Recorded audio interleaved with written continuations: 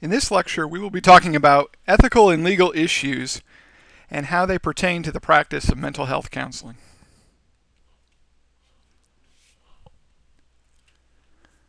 Before we begin talking about ethics, let's look at some of the foundational tenets that make up ethical codes.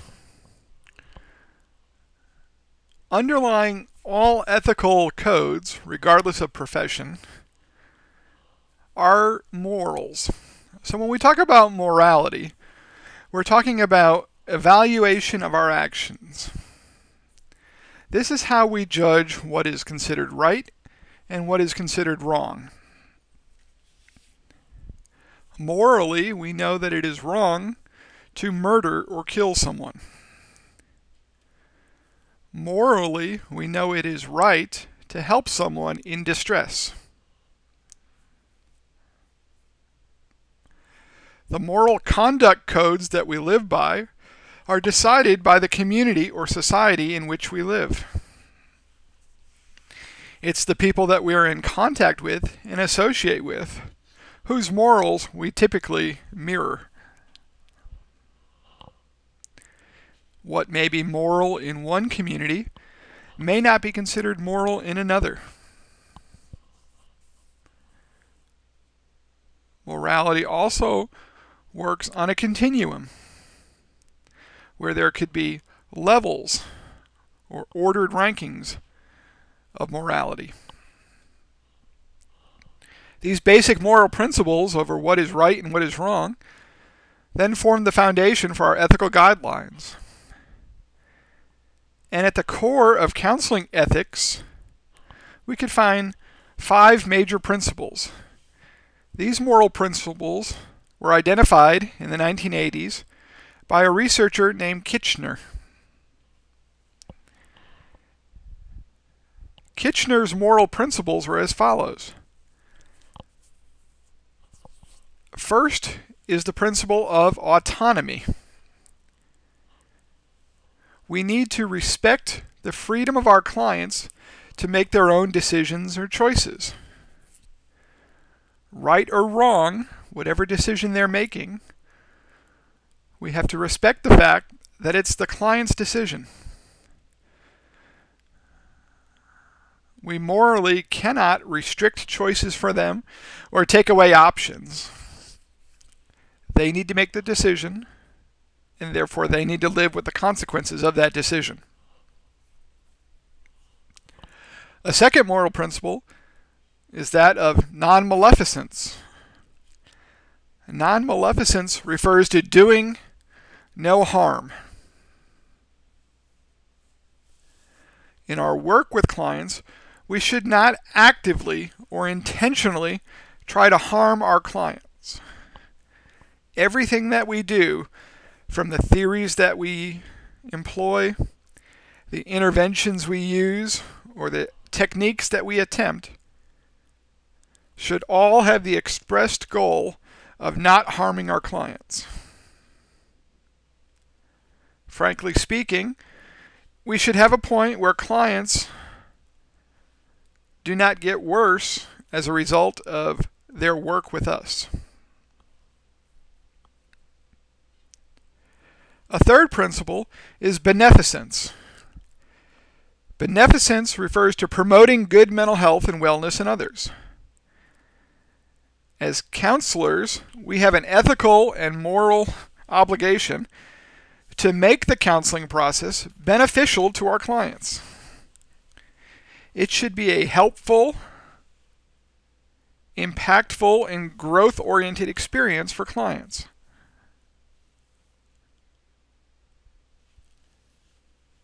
A fourth moral principle is that of justice. Counselors should treat all clients fairly and with an equal amount of respect. We should not have favorites or give preferential treatment to one client over another. When working with a client, that client should have our undivided attention, and they should be the focus of all of our efforts.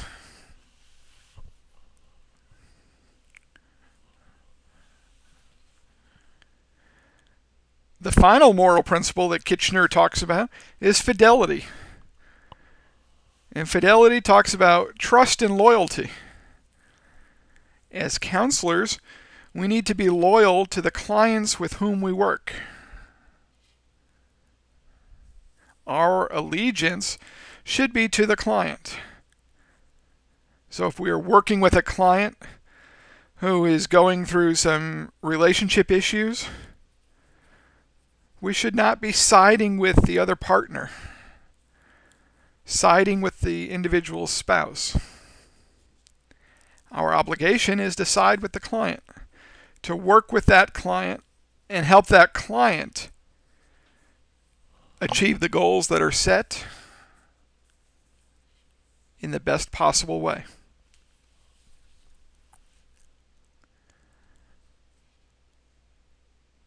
So from these moral principles spring our ethical guidelines. And so when we talk about ethics, we're talking about a philosophical discipline that deals with human conduct or behavior and moral decision making. Based on the moral principles of good or bad, right or wrong, we establish criteria that governs our behavior. These criteria are set to promote good behavior and discourage bad behavior. They form a set of minimal standards.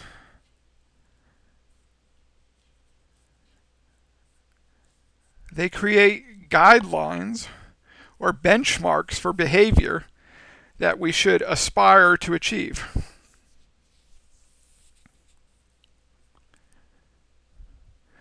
As we'll talk about, the ethical codes are not set in stone. They can change as society and the world around us changes as well. Even though they're fluid, they serve as the basic principles on which the counseling practice is designed and structured. While certain ethical standards may change, the core foundational beliefs and values of our profession remain the same. An example of ethics and practice changing throughout the years. Up until 1980, with the release of the Diagnostic and Statistical Manual DSM version 3, homosexuality was included in the DSM as a mental health disorder. Following the release of DSM 3, homosexuality was no longer classified as a mental health disorder, and our entire practice orientation and ethical standards towards working with individuals who may be homosexual changed. As our knowledge base increases, as society changes, our ethical guidelines change as well.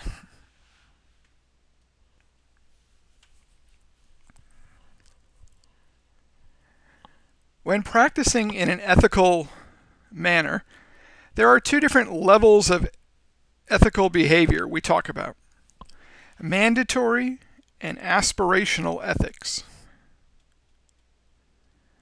Mandatory ethics refers to the minimum standards, the base level which counselors need to adhere to. These are the things that we have to do.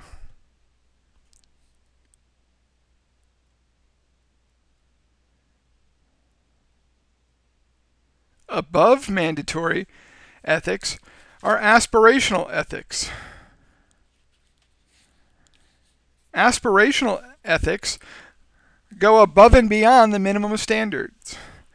There is a higher standard or a higher calling that guides the actions of individuals who adhere to aspirational ethics.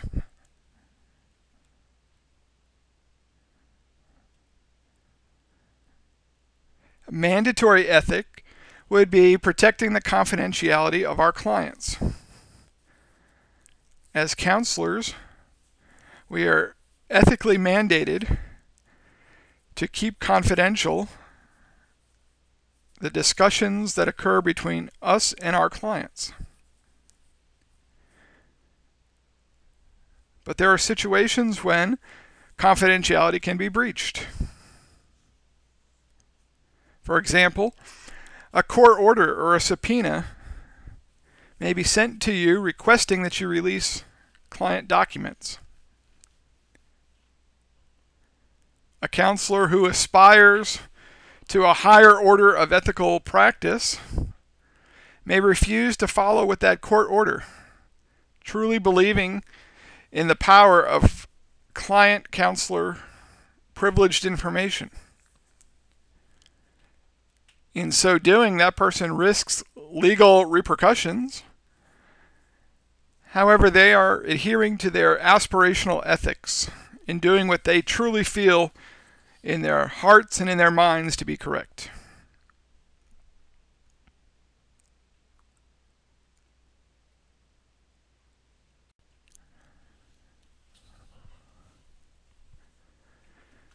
If we had to sum up the ethical guidelines, we could probably collapse all of the different standards and codes and principles into 4 unique dimensions. These dimensions or categories describe what it is we should be doing in our work with clients.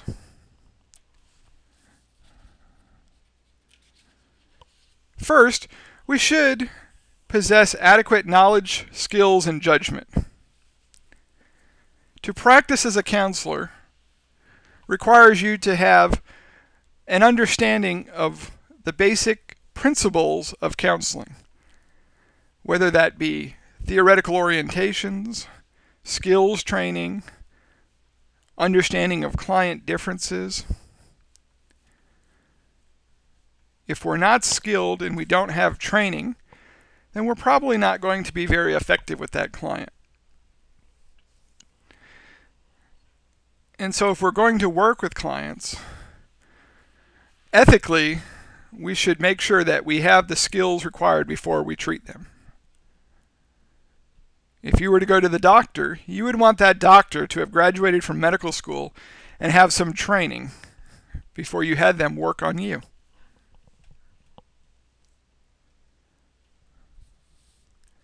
Second, we should respect the dignity, freedom, and rights of our clients. For many individuals, counseling is a scary, unsettling experience. If you think about it, clients are being asked to come and speak to a stranger, sharing with that stranger intimate details about their own life. Many times the details are not always positive. They're talking about their shortcomings, their faults, and their flaws. Because this requires a tremendous amount of courage and trust on the part of the client, ethically as counselors, we should respect these clients and their right to participate and share in counseling.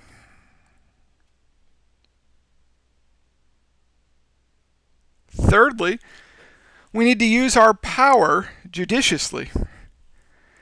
As the counselor in the relationship, you have a great deal of power. Clients come to you viewing you as the expert, as the individual that has the answers to their problems. Practicing irresponsibly, we could get clients to do what it is that we want them to do. We could make suggestions, give directives on how clients should act. However, ethically, we should be more judicious in how we use our power. Our goal should instead be letting clients figure out what they need to be doing and what is in their best interest.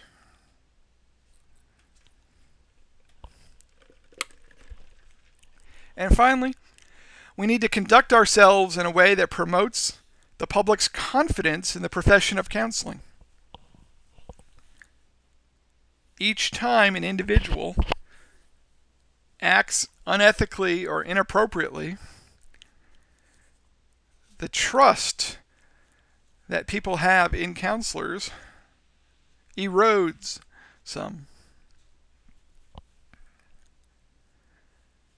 It only takes a relatively few number of negative experiences to shatter the reputation of our profession. And so as counselors, we have an ethical responsibility to safeguard the profession we have chosen.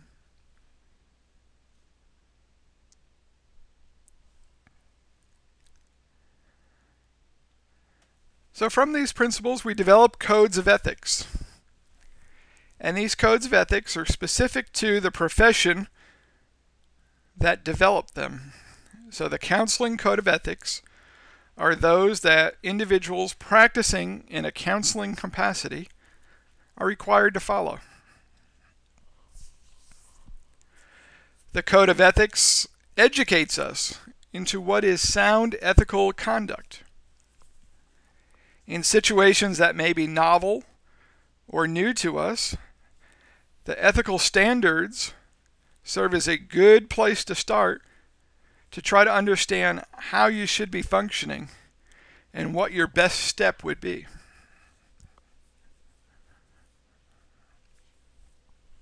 They also provide a means for social accountability. Our ethical standards are available for the general public to view. They too can read and see what it is that counselors should be doing. And so if they are in a counseling relationship and their counselor is not acting in accordance with ethical guidelines, they have some recourse or ability to opt out and find a counselor who will better meet their needs.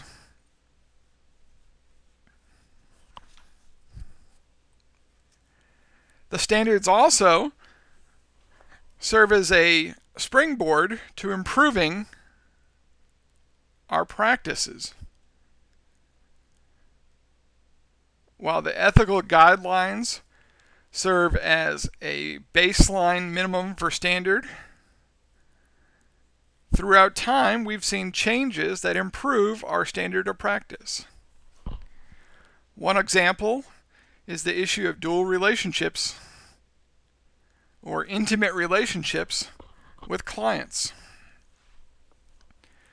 Throughout the history of our ethical codes, the language around this standard has changed. From there being a 2-year waiting period to engage in an intimate or sexual relationship with a client, to a 5-year waiting period, to never being allowed to engage in practice, such as these. So codes are constantly changing to better our standards of practice. And finally, they help to build our professional identity. They create a picture or a template of what it is that counselors do. For the layperson or the uninformed client who may be unsure of what a counselor is and what counselors do, our code of ethics serves as a good template for the basic skills and competencies that counselors should exhibit.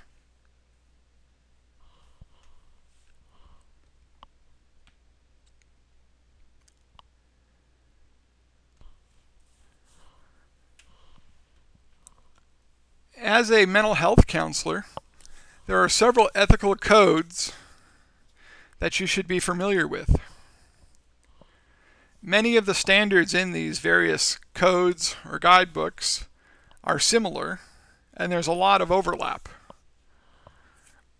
But there are some unique differences, so being familiar with the content of each of these will be important in your careers as a mental health counselor.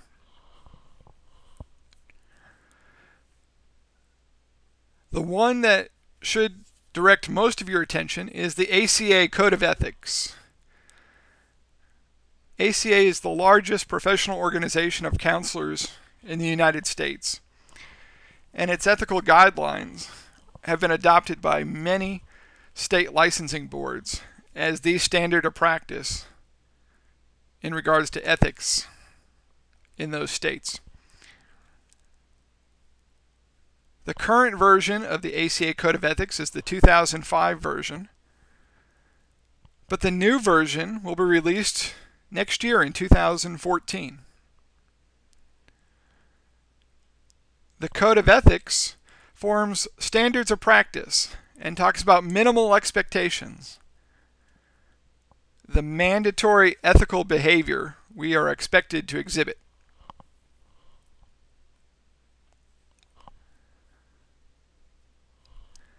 You also should be familiar with NBCC's Code of Ethics, the National Board for Certified Counselors, the organization that monitors and controls the NCC, Nationally Certified Counselor Credential, also has a Code of Ethics.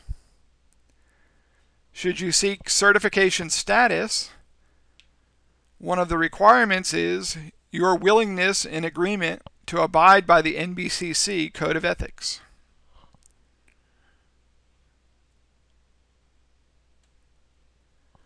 And finally, we have the APGA Code of Ethics, the American Mental Health Counselor Association.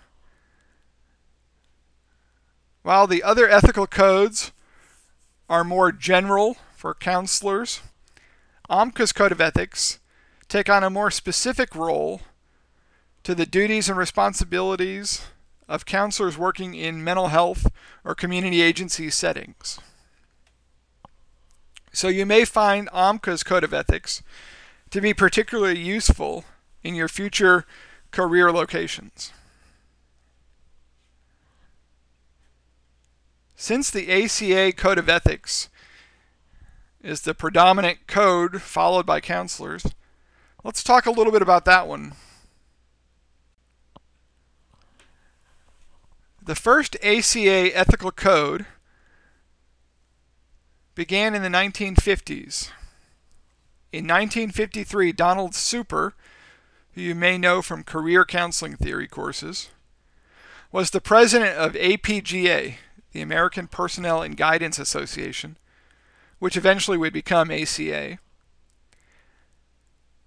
Dr. Super commissioned a task force to develop a professional code of ethics for counselors. Prior to this, there was no uniform standard that all counselors were required to adhere to. As the profession began mobilizing and striving to achieve a professional identity, Dr. Super saw this as a great way to strengthen our identity and the image of counselors amongst themselves and amongst the general public.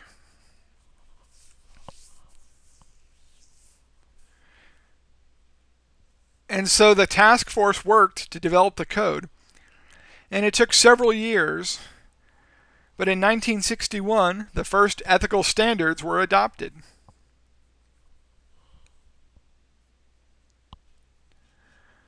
Since that early code, the ethical standards are revised every 8-9 years, and a new edition comes out. The biggest challenge for those who work on the committees designing the ethical standards are being inclusive and respectful towards diversity. The American Counseling Association is made up of 20 different member organizations, all with various interests, specialty areas. It also represents counselors from diverse regions, backgrounds, cultures. And so in developing codes, the codes need to be generic enough to apply to all of these different types of clients presenting issues, work settings, and geographic locations in which counselors find themselves working. To assist the committee in developing the ethical guidelines, ACA members and practicing counselors have an opportunity to contribute. In the years leading up to the release of the new ethical guidelines, draft copies of the document are made available to the public for review and comment. This is a great opportunity for individuals to share their thoughts and feelings regarding the ethical standards, which they feel are spot on, which they think can be improved, which they think may need to be eliminated.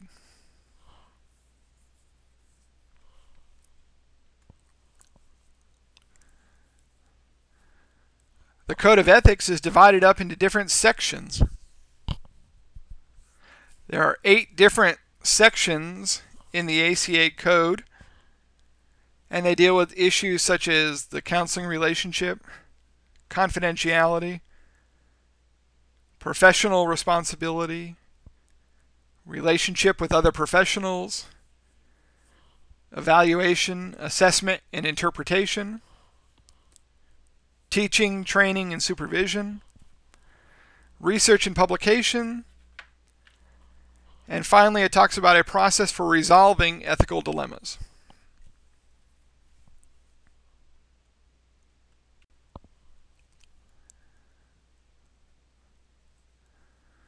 Some issues that influence our practice.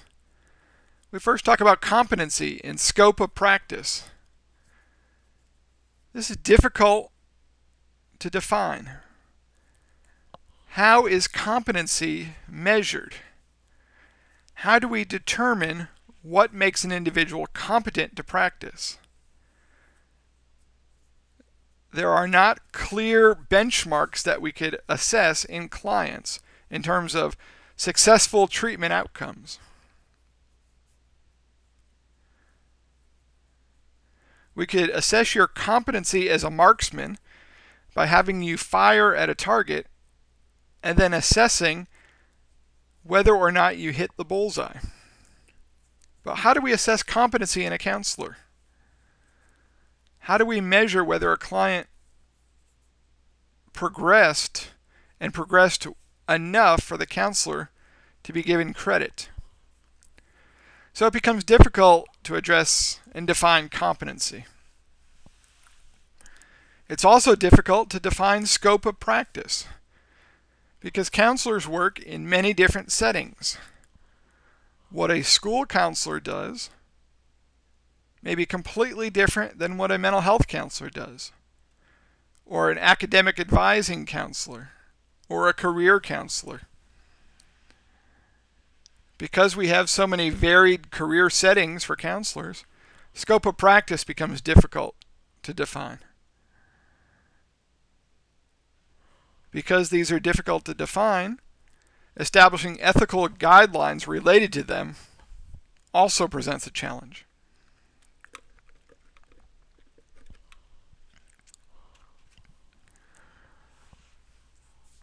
Another important issue we talk about is informed consent. Before participating in the counseling process, it's an ethical imperative that counselors provide clients with all the information they may need to make an informed decision about whether or not counseling is the right step for them at this time, whether or not you are the right counselor for them to be working with at this time,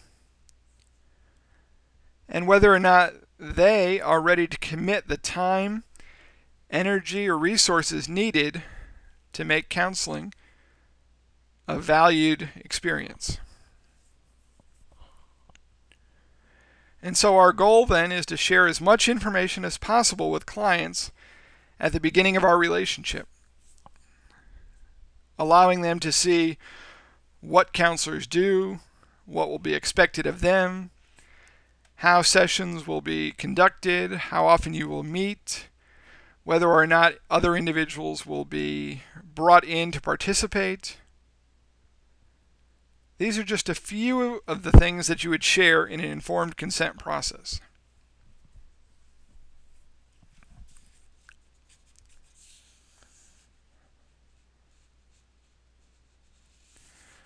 We also talk about confidentiality. And confidentiality forms the linchpin of what we do as counselors. Clients need to feel safe in the therapeutic relationship. They need to be able to trust and count on the fact that the information they share will not be used against them or shared with others.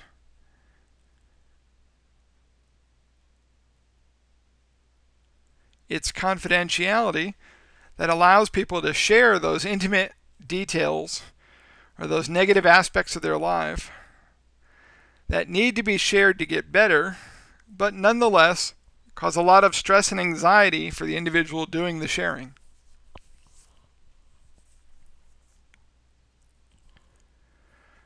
While we try to maintain confidentiality as best as possible, there are situations where confidentiality needs to be breached. Confidentiality will be broken when the client references any potential threats of harm to self or others. So any discussion of homicidality or suicidality with lethal intent and means needs to be shared with other individuals.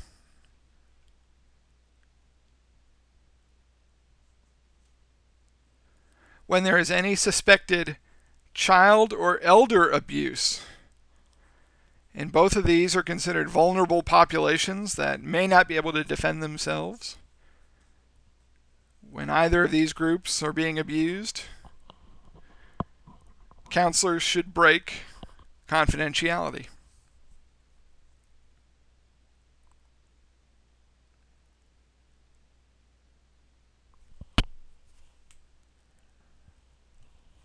We also talk about client welfare. A client's needs must come before those of the counselor. It's the client whose goals we're working toward. It's the client whose issues or problems we're attempting to resolve. With that in mind, all of our actions and decisions should be made in a client's best interest. Goals should not be established for what we think the counselor should be doing or what we would do if we were the client in that situation. They should be determined based on what the client wants to do and what the client is able to do in that situation.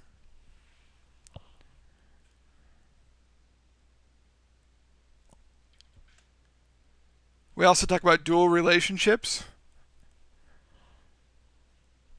The problem here being engaging individuals in more than one relationship sometimes blurs the lines between where one relationship ends and the other begins. Are you asking me to do this as a friend or as a counselor? When I share this information with you, am I sharing it with you as my counselor or you as my significant other?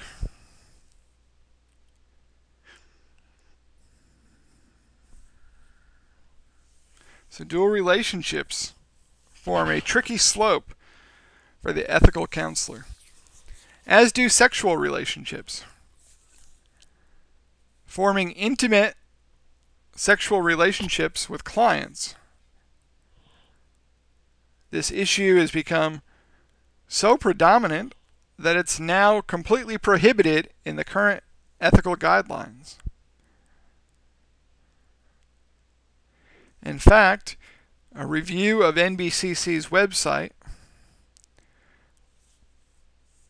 will show a list of counselors who have had their certification or licensure revoked or suspended because of unethical conduct. if you were to look up the ethical codes listed, you will see a lot of them fall in this category of inappropriate sexual relationships with clients.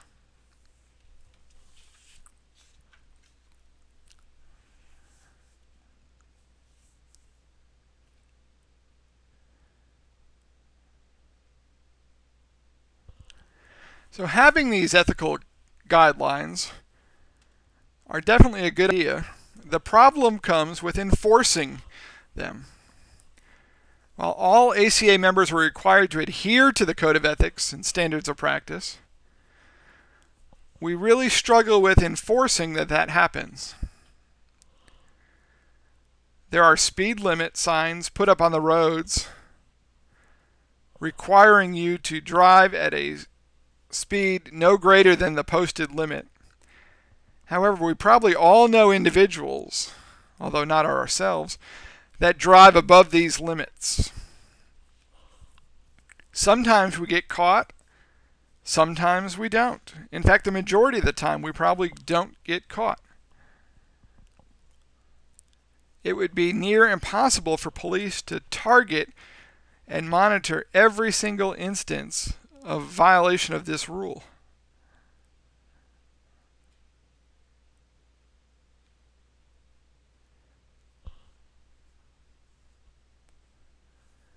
Another issue we look at is the ACA Code of Ethics should serve as the basis for which the process of complaints against members take place.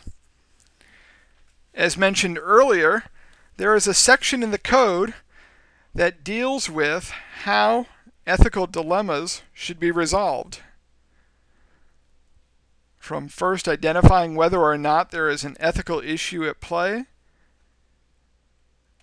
to identifying what your potential solutions are, and then finally implementing your correct plan or course of action going forward.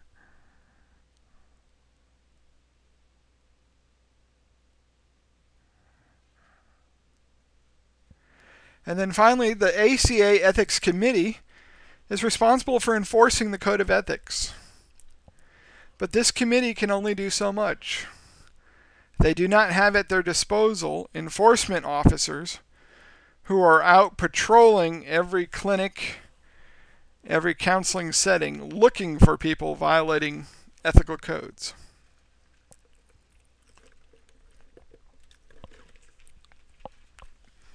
And so this leads us into looking at some of the limitations of the Code of Ethics. There are some issues that just cannot be resolved. No matter how aspirational our attitudes are and how ethical we want to be, there are some that just can't be resolved. Perhaps there is a member of your church in desperate need of counseling services, and you're the only counselor within driving distance in this small rural community. Ethically, you would try to avoid the dual relationship because you know this client outside of the professional setting. But we also now see that there's really no other options for that client. And so letting that client go without treatment would also be unethical. Enforcement becomes too difficult to achieve. There's no way to police the practice of every counselor in America.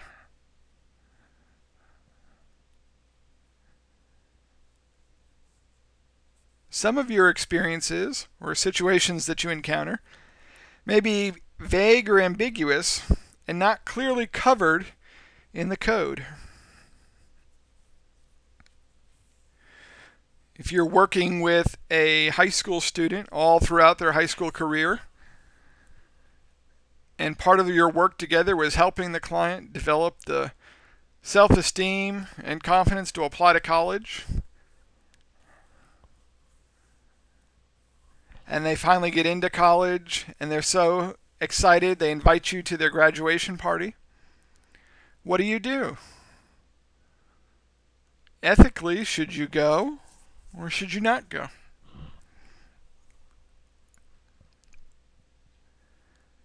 We have standards that may contradict one another.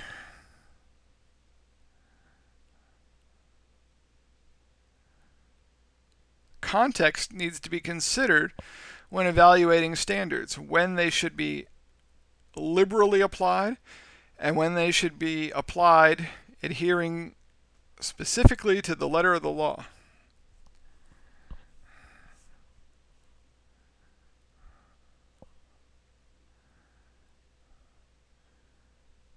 There are so many different types of clients that seek counseling, and for that matter, different types of counseling, that your ability to guarantee a code that applies to everyone is difficult. There are different settings and different situations. And then finally, as we've talked about, the code themselves are not proactive. They're remedial in focus. They tell you what not to do. What they do not tell you is what you should do to avoid being in that situation in the first place. It's up to you to determine what to do to not be in violation of the code.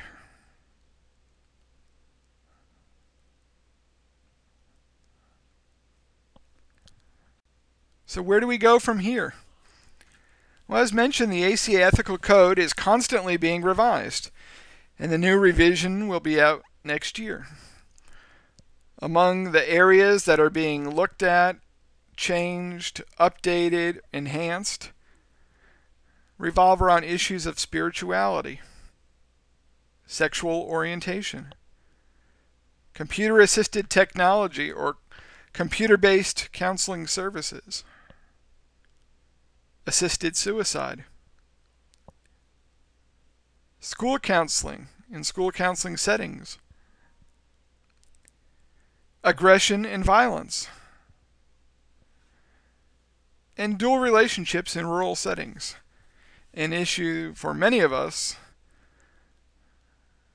may have some applicability.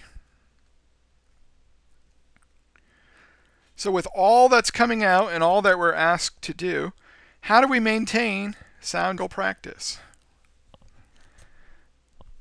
Well, there are 3 guidelines or principles that you should follow.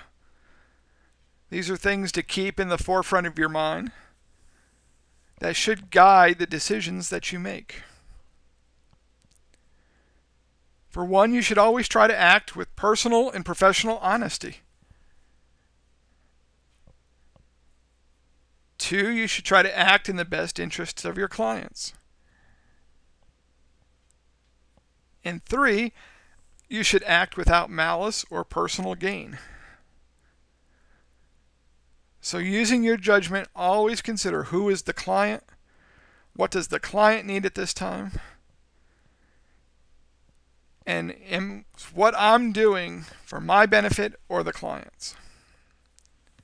If you keep these principles in mind, you should be well on the way to making sound ethical decisions. When questions still arise, you could always apply the ethical decision-making model. The model describes 7 steps that counselors should go through when attempting to remedy a potential ethical violation or breach of ethical conduct.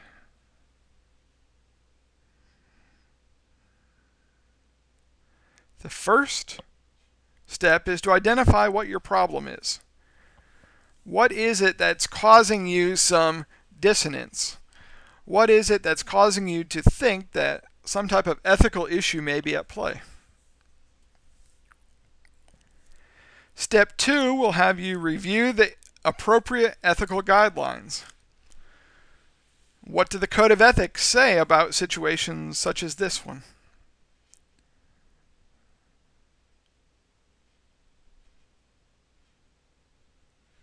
Step 3 is to seek consultation.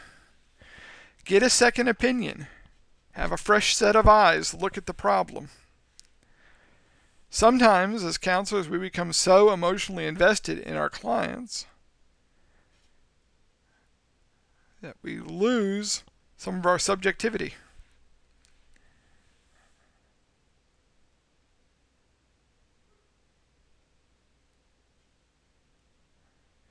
Step 4 has us generate alternatives. What are potential courses of action we could take to deal with this potentially ethical situation? Once the different alternatives or possibilities are discussed, step 5 has us consider the consequences of each. Every course of action has a consequence. Some positive, some negative.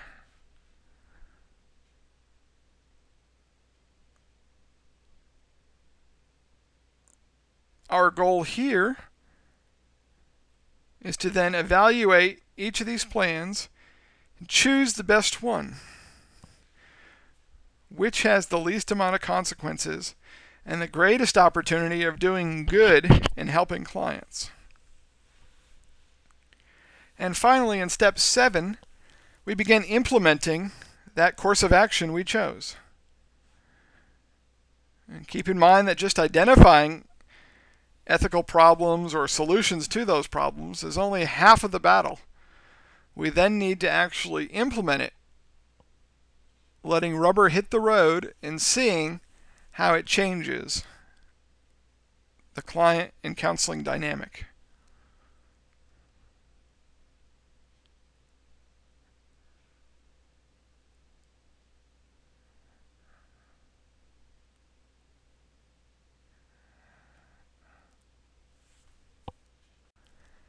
In addition to ethics, we also talk about laws and legal issues. When we talk about laws, we're talking about precise codes of governing standards. These codes are established to ensure both legal and moral justice. Whereas ethics are determined by the profession or guild, laws are created by government officials, government bodies, and courts. Laws refer to minimal standards, while ethics incorporate higher order standards.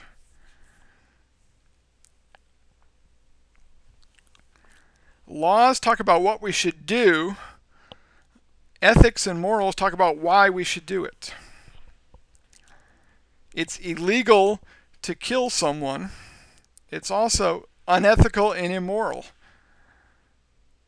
The reasons why it's immoral speak to a higher power or a higher understanding of human nature than the legal actions. The term legal, then, refers to the state of being lawful. Laws, particularly those related to mental health practice, are also called tort.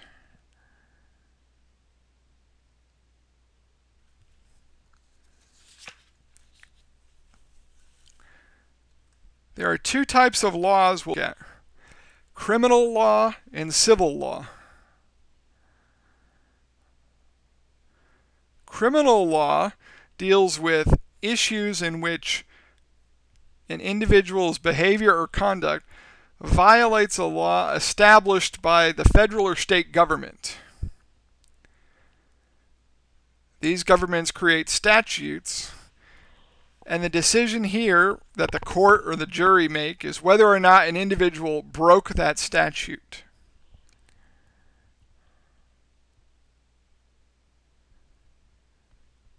If you are pulled over and issued a speeding ticket and you go to court to fight it, you're dealing with criminal law. There is a statute, what the speed limit is for the road that you were on. You were charged with driving in excess of that limit. And the court's decision is to identify or decide whether or not you're guilty or not guilty of violating that statute. Civil law, on the other hand, deals with controversies between two or more people. The focus here is on whether or not an individual is harmed. And this is not just physical harm, but this also could be emotional, psychological, financial, or social standing. Did my actions harm somebody else? If in the course of my speeding I ran someone else off the road, I could be subject to criminal as well as civil law.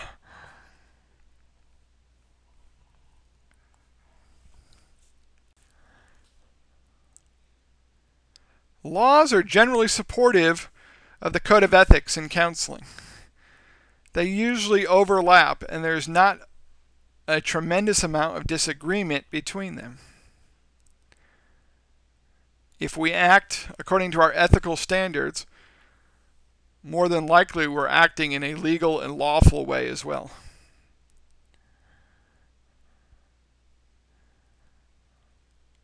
Laws also are created to support licensure and certification, to safeguard the public. So the professional counseling license, the licensed professional counselor in the state of Mississippi, was established by the legislation.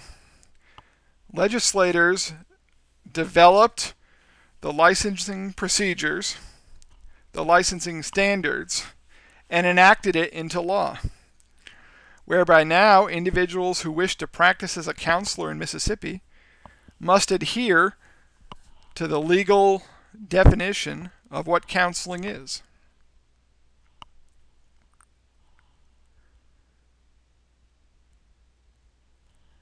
In cases where public safety or welfare are at risk, laws override ethics.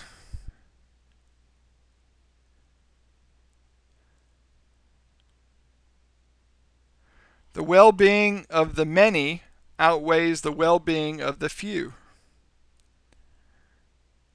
If an individual client's rights need to be violated or ethics need to be broken to protect the greater public, the law stipulates that that should be the course of action taken.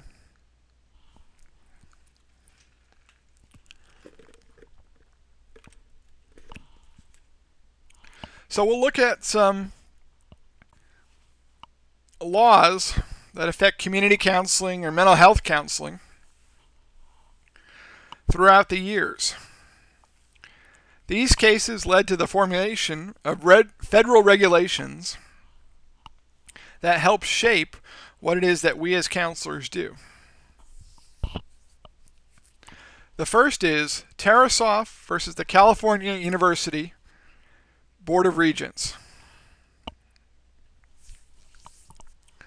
In 1969, a psychiatrist, Dr. Moore, who was employed at the University of California, Berkeley campus, was seeing a client named Podar. And during the course of therapy, Podar spoke with Dr. Moore about this obsession he had with a girl on campus named Tatiana Tarasoff. He had become completely infatuated with Tatiana. However, she was rejecting all of his advances. In therapy, Podar spoke of his growing dissatisfaction with the situation, and even went so far as to comment on if he was not able to have her, nobody else would have her. This comment caused a red flag for Dr. Moore, and following the session, he alerted campus authorities, the campus police, as to what Podar said. The police followed up on the issue and spoke with Podar, who said that he was just having a bad day, was just blowing off some steam, and really didn't mean what he said. The police took this at face value, and considered the issue closed. He was no longer a threat.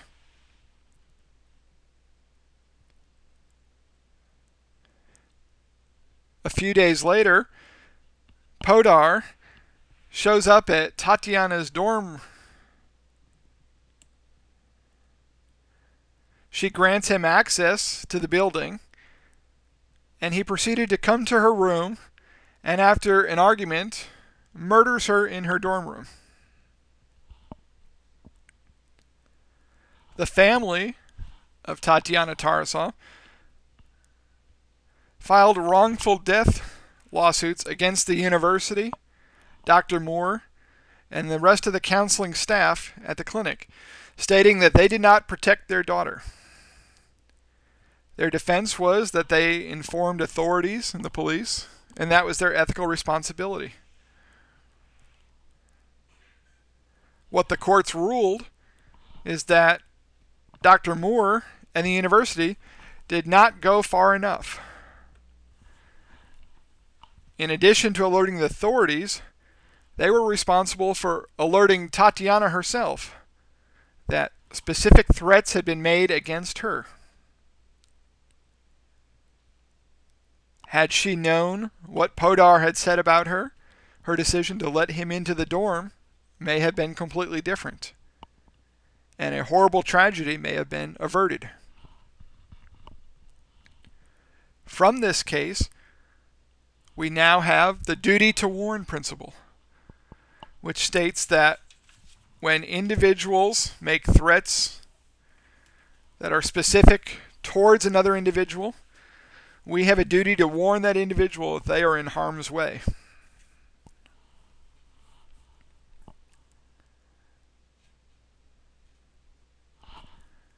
A second case is the case of Ramona versus Isabella. Gary Ramona was working at the Mondavi Vineyards in Napa Valley. He and his wife Stephanie had a daughter, Holly. When Holly was 19 years old, she started seeing a counselor. And it was during the course of counseling that she stated she had recovered repressed memories of repeated acts of incest committed by her father when she was a small child. This came as a complete shock to everyone in the family, as it was never expected. And Gary's wife Stephanie and his other two daughters never experienced him in this manner. Following the revelation, Stephanie Ramona sided with her daughter. Whenever asked, her response was, "A mother knows," and so she began divorce proceedings against her husband. Over the next couple of years, Gary lost his family, his career, his reputation, and his social standing. It was during that time that revelations came out about what was going on in therapy. Holly Ramona, in the course of therapy, was seeing a counselor and a psychiatrist who were administering during their sessions the truth serum, sodium amytal, to Holly. It was under these induced drug states that Holly was remembering flashbacks of molestation. While she did not have clear pictures of it, the counselors filled in the gaps for her, completing the picture of what must have happened.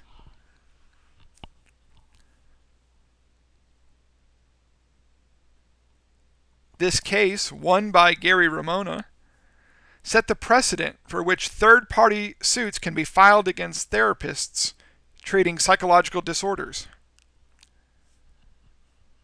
Now, an individual not directly a part of the counseling relationship could essentially sue for malpractice.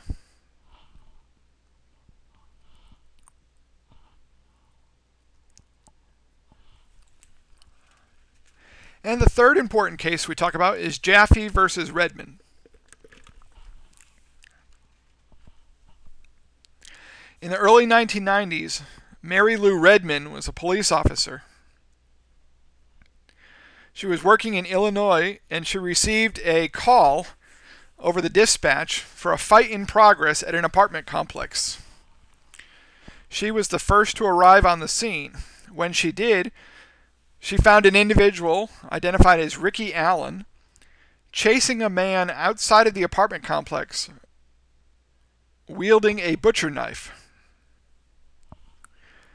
Redmond ordered Allen to stop, but he did not. He ignored her and kept on with the chase. It reached a point where Redmond feared that Allen was about to stab the other man, and so she shot Allen, and he died at the scene.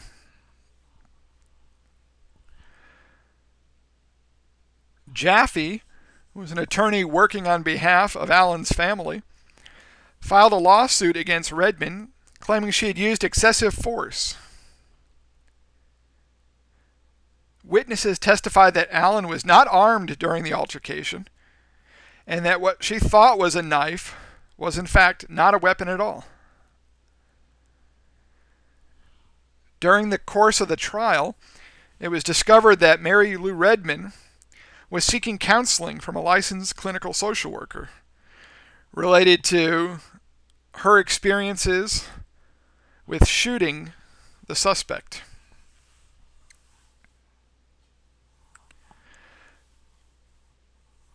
The prosecution sought to have all of the social worker's notes made available so that they could see what was being discussed.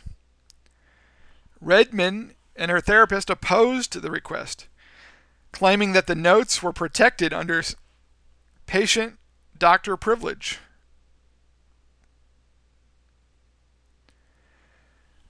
The court ruled in favor of Jaffe and Allen's estate. However, Redmond appealed the case, and it was the appellate court which vacated the decision, upholding privileged information. Counselors and their clients, the information shared in session is privileged. And so we'll talk about privileged communication in just a moment.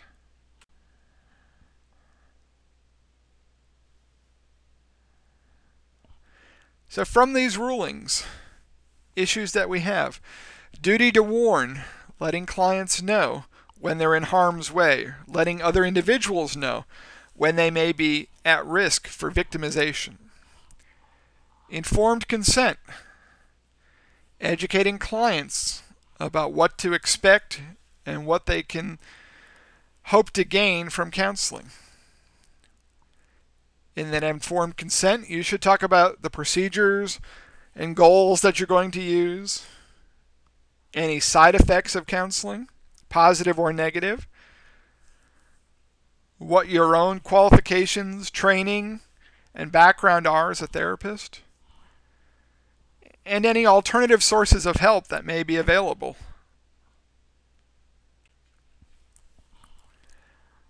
These laws also guaranteed privileged communication. This protects individuals from having their confidence or confidential information revealed publicly. It's important to remember that this right belongs to the client, not the counselor.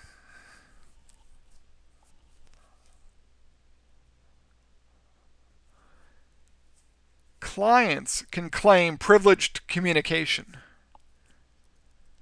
Counselors cannot. A client is free to share anything they want that happens in their session. They could make a recording if they wanted to and relay everything that was said if they wanted to. It's their session, their information. But counselors cannot do the same. If a client requests privileged communication, we must adhere to that. Exceptions, similar to the confidentiality, are when we as counselors perform court-ordered evaluations. when we are required to assess an individual and report back to the court what it is that they're doing. When clients are suicidal. When clients file lawsuits against the counselor. We are able to defend our reputation and our practice against such lawsuits. When mental disorders are used as a legal defense. When children or the elderly are being abused.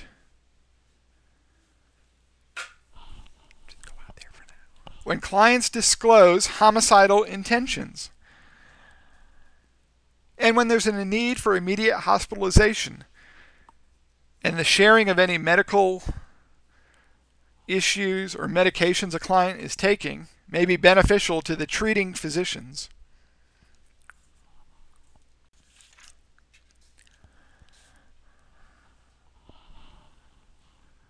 A final issue related to legal practice is malpractice. Malpractice occurs when there's an injury to a client that occurs as a result of you, the counselor, failing to provide reasonable care or skill that is generally provided by other professionals. For a malpractice claim to be made, 4 conditions must exist.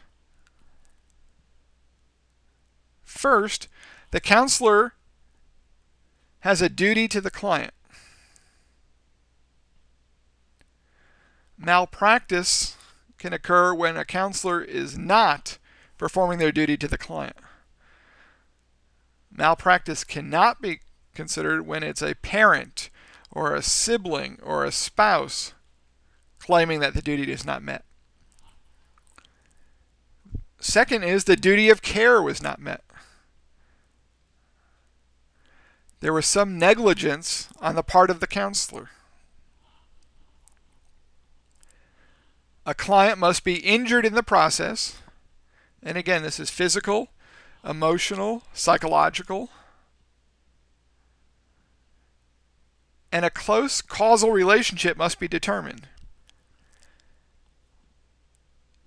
It should be evident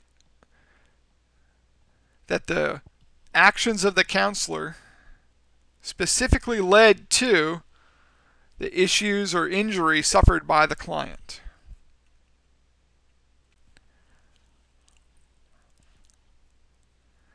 To avoid malpractice claims, the best thing to do is to regulate your behavior. Make sure you adhere and follow ethical guidelines. Your adherence to the ethical standards should happen before you begin seeing a client, while you're seeing a client, and then even after counseling is concluded. Keeping information confidential and safeguarding the client in the next step of their transition in care. So practicing ethically and legally are important to the counseling profession,